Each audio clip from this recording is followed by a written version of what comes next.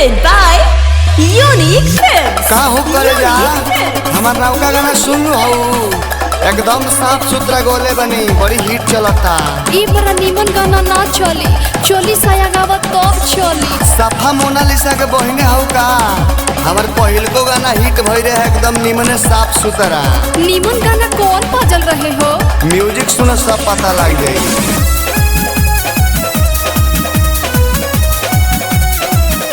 Balaji recording studio Jadavpur.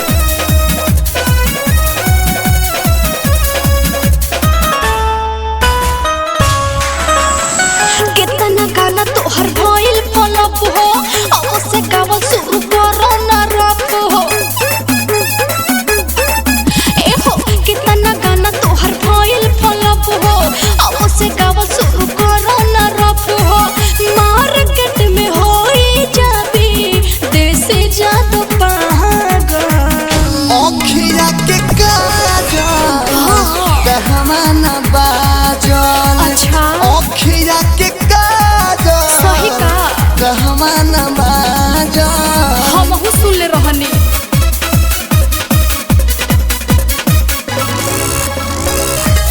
Balaji recording studio Jadavpur.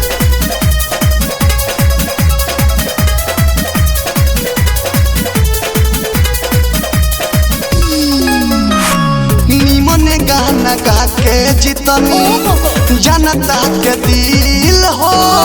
Market में चलो तावे खाली अश्लील हो।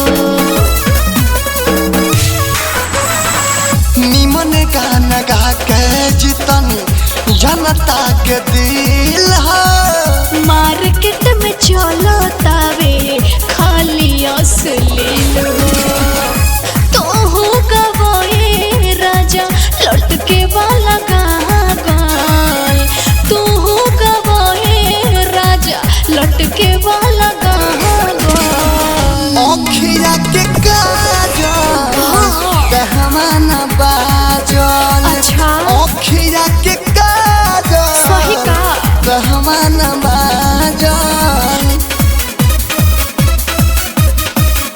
presented by Unique Films। Unique Films। Unique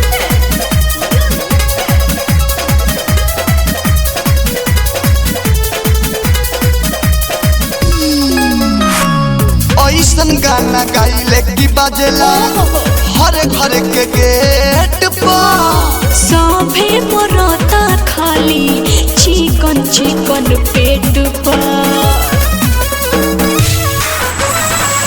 दूर के सभी देसी लाल के गाना बाजे हर गेट पर। सभे मरता खाली चिकन चिकन पेट पर।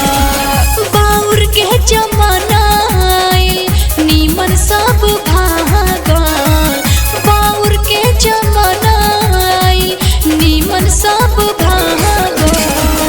ओखिया के काजल कहवा ना बाजल। अच्छा ओखिया के काजल सही का कहवा ना बाजल। Balaji recording studio Jadavpur.